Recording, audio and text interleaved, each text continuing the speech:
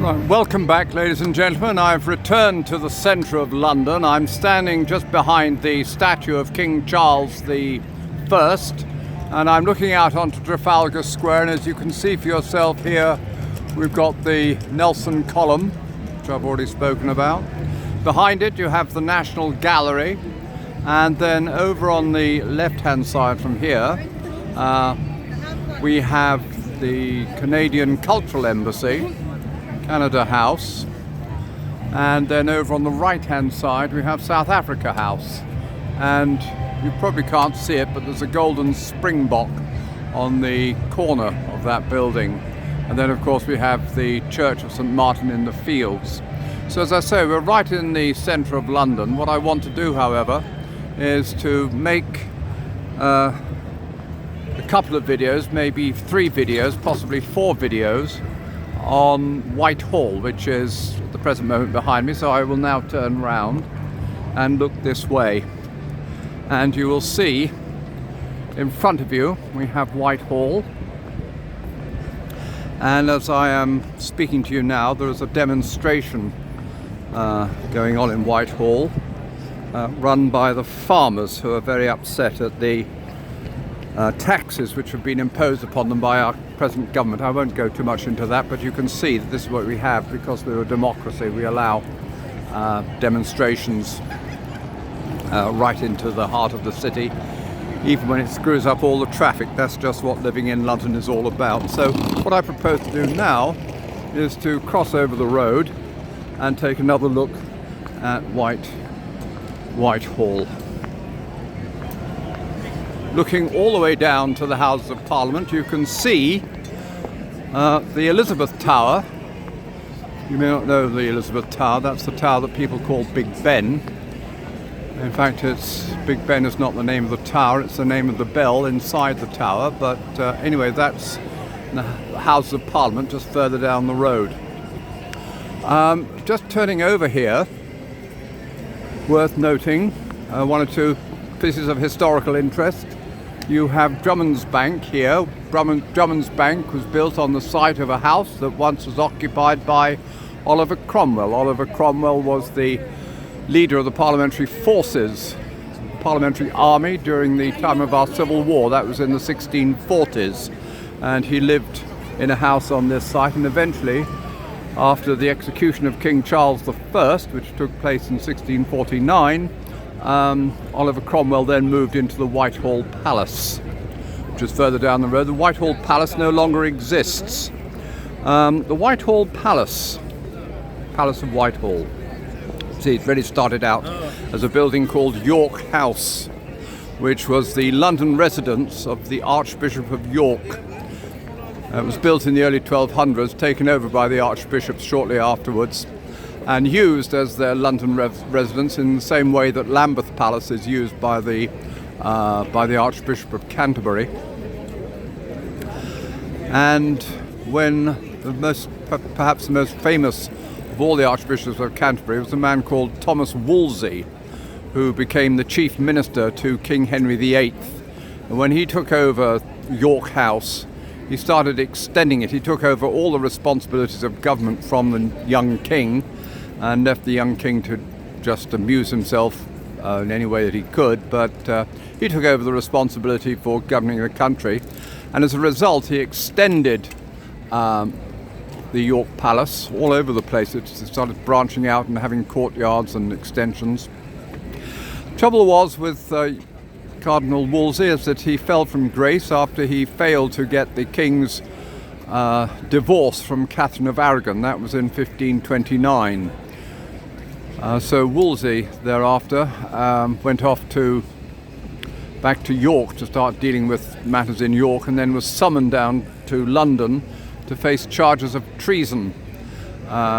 He did as he was told. He came back down towards London. He had the good sense to die in the city of Leicester before he could arrive at London, because no doubt the worst fate was waiting for him when he got here. But anyway, that once Wolsey had given up the palace, Henry VIII moved in, and it became a royal residence from 1529 all the way up to the year 1698. when it was burnt down. Most of it was burnt down. All that remains of the old Palace of Whitehall is a building called the Banqueting House, and you'll see that more clearly as we make our way down in that direction. So the kings moved out from the Palace of Whitehall. King William III left Whitehall. He didn't like the palace. He went off to live in Kensington Palace, and that's really where kings lived.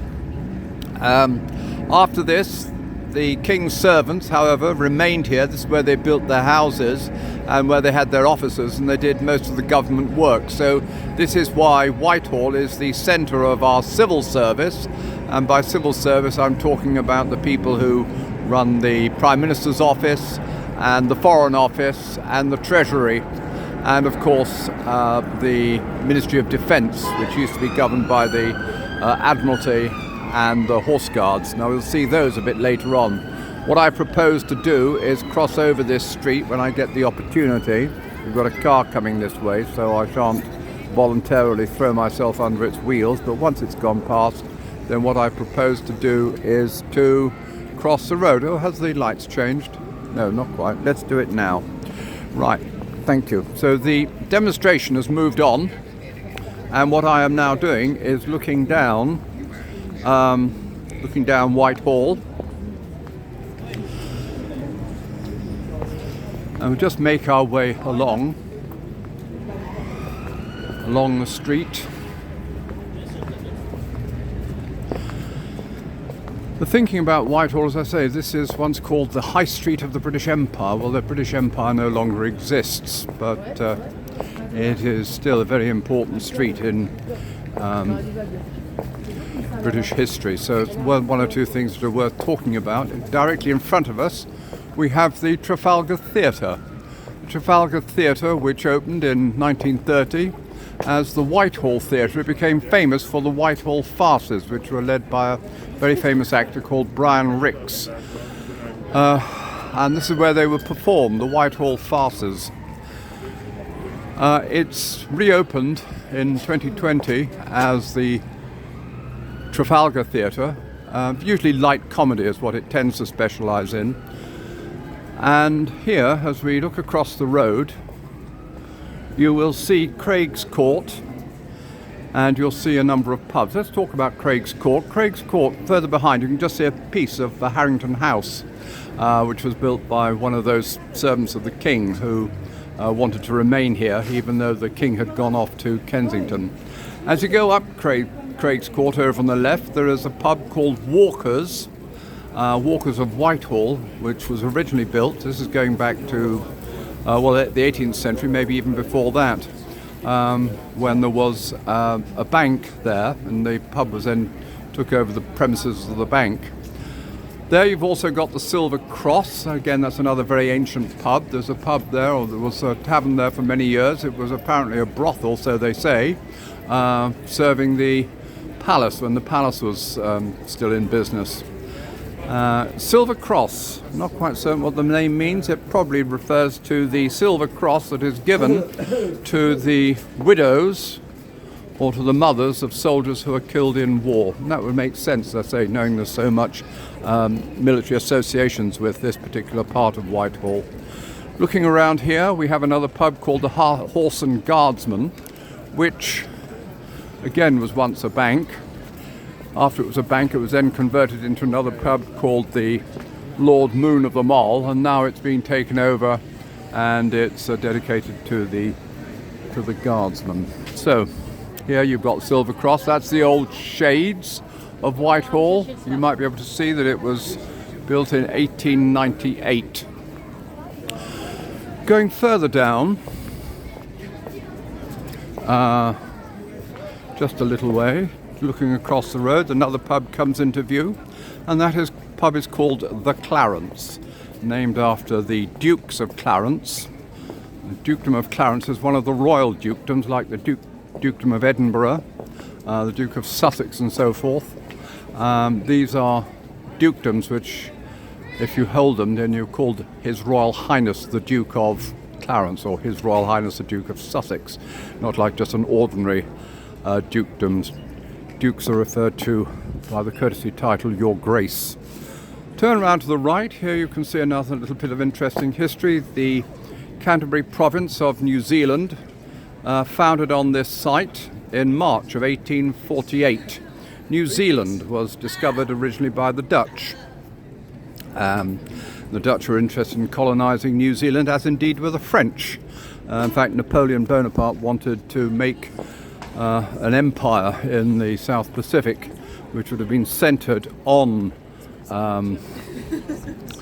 Australia and New Zealand, but the British got in there first, and after the Battle of Trafalgar there was some sort of sporadic colonisation of the island, but it seriously took off in 1850.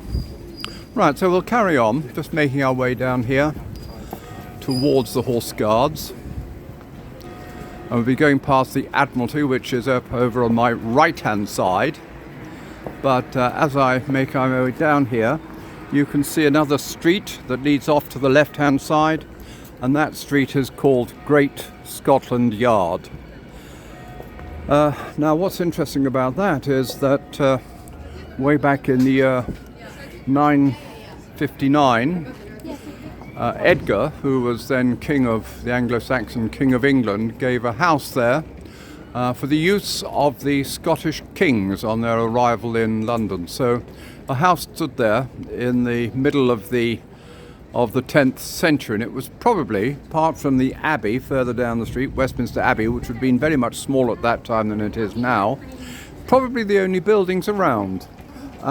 Even the village of Charing, the question of whether in fact the village existed there at such an early date is something that we can only speculate about. But anyway, this is Scotland Yard, and it remained the home of the ambassador, the embassy of the Scots, when Scotland was still a separate nation from England, and of course became even more important when it stood next to the Palace of Whitehall.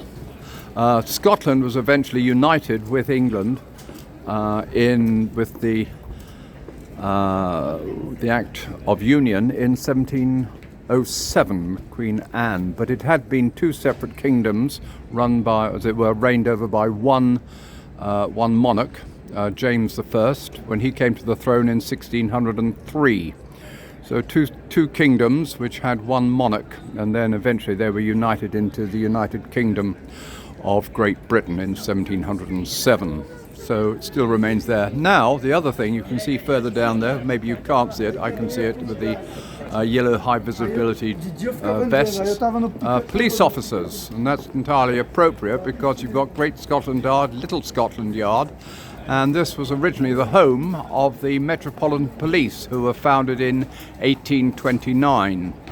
They were here for 60 years thereafter, and eventually moved into new buildings, which you can't see from here, but I will take you on some future occasion to talk about the development of the Metropolitan Police. But this is where they were established in 1829, and eventually, after their establishment, the model of the Metropolitan Police then became the model for the rest of the country. Now, as we go forward, you can see the mounted officers with their yellow vests on horseback. There they are. Right, so we'll carry on then. We're now going past the Admiralty. The Admiralty was originally the headquarters of the British Royal Navy. And as we go here, you won't be able to see the building because the doors are closed, but you can see the top of the portico. Unfortunately, the doors are closed, but that's the portico. This building was designed by a man called Ripley. See if we can get a better view of it through this iron gate. No, we can't, not really. It's a shame they've actually put up some barriers there. Too bad, never mind. This was the headquarters of the British Royal Navy, and there's some information about that just along here. We go and have a look at it. You've got, these are very handy, the old Admiralty building, and it said that in the middle of the 16th century This site was a timber yard for the nearby Whitehall Palace. And in 1560, Sir Francis Knollys, who was then treasurer to the royal household, leased the land to buy a convenient house, which he later passed on to his son, Viscount Wallingford, and it became known as Wallingford House. And then in 1622, George Villiers, the Duke of Buckingham, who was then the Lord High Admiral, purchased Wallingford House, and so began the association between the site, the direction of the Royal Navy, that lasted for some 350 years. So that gives you the general idea that this is where the Admiralty building was located. And it was built by a man called Thomas Ripley and completed in 1726. Here we have some interesting information relating to the Battle of Trafalgar. Now, the Battle of Trafalgar was fought off the coast of Spain on Monday the 21st of October 1805. That was the date when Nelson effectively destroyed the fleet under Napoleon Bonaparte. And then it took some while for the news to return to London. And there was a man called Lieutenant John Richards Lapenotiere, who sailed all the way from Trafalgar to Cornwall, landing at Falmouth. You'll see he got to Falmouth on the Monday the 4th of November, and then having arrived in Falmouth, he got a horse, or several horses, had to change horses several times to make his way to London. And this actually shows the route that he took. It took him a total of something like 37 hours to make the 271-mile journey. And what he did was he arrived here at 1 o'clock in the morning to announce the victory at Trafalgar, having taken over 3 weeks. It took a long time to get information before the development of the Commonwealth, development of the telegraph. Right, I'm going to step down here very carefully. Again, you can see the Clarence there on the left. Now, Clarence, one of the royal dukedoms, several Dukes of Clarence. I reckon that pub is called after William, Duke of Clarence, the younger brother of George IV, who was appointed to the position of Lord High Admiral in 1827. And then he became King William IV 3 years later. Right, turn round and make our way further down the street towards the Horse Guards. Looking out over on the left-hand side, we have the Owo, or the Raffles. It's now a hotel. It used to be the Old War Office. That's why it's known as Owo. And here you'll see in the centre of the street we have an equestrian statue. That's the statue of George, the Duke of Cambridge. That's another royal dukedom, who at that time was the Commander-in-Chief of the British Army. That's from 1856 to 1895. And you might well ask yourself how he got that job. Well, it's very useful if you happen to be the cousin of Queen Victoria at the time. But anyway, that's him. And here now you get a much better view of Banqueting House. This is all that now remains of the Palace of Whitehall. And I'll take a closer look at that in another video, because there's a lot of material around here. But as we go forward here, you'll see that we've arrived at Horse Guards, and again, this really does require a video all for its own to itself. But standing out here, you have soldiers from the Household Division. The Household Division has 7 regiments. 2 of those regiments are cavalry regiments, or we call them Horse Guards, and 5 of the regiments are infantry regiments, we call the Foot Guards. The Foot Guards actually protect Buckingham Palace, and the Horse Guards protect Whitehall Palace. Whitehall Palace, as I say, burnt down over 300 years ago, but apparently the commanding officers don't have the information yet, so that's why they're still here. There are 2 regiments, and at the present moment we have the King's Life Guard. They wear the red and white uniform, and the other regiment, being the Blues and Royals, wear the blue and white uniform, and they change they alternate every day. So if you come back here at 11 o'clock in the morning, you'll see the changing of the horse guards down at Whitehall. Worth pointing out to you that these are real soldiers, they're not actors. Some people get the impression that they're filling in between jobs on the West End stage. No, they are trained as soldiers, and I say the regiment goes back many, many years. I mean, this particular regiment dates from 1658. It was formed by King Charles II while he was in exile in Bruges, in what is now Belgium, and it's been part of the British Army ever since. So the other thing to remember, as I say, yes, you can. Many of them have many distinguished long line of battle honours going back throughout the 18th century. The battles against Napoleon, and also the battles of the First and Second World War, and some of these go back even more recent conflicts, such as the Falkland Islands, and even into places like Iraq and Afghanistan. So these men are not going to be duly upset or alarmed by people like myself pointing cameras at them. It's, however, not a good idea to get too close. You'll see, in fact, that they have drawn out these white lines, just telling you something that should really be common sense, that horses will attack you if they think they are being attacked. So it's not a good idea to stroke the horses or to hold on to the reins rather. And it's also not a very good idea to try and distract the soldiers from their duties, trying to strike up a conversation, even a friendly conversation. People will do that sort of thing for some reason I can't understand. They find it humorous, but as I say, the soldiers are trained to ignore it, and they will ignore it. So up to a point. After that point, then they retaliate, and it's not a pretty sight, and not something that I really want to be around when it happens. And it's worth saying that, I mean, this is Britain, so in some ways you're going to get away with it, but the chances of getting away with it in other countries are extremely slim. You'd just be frog-marched into the nearest prison. Anyway, this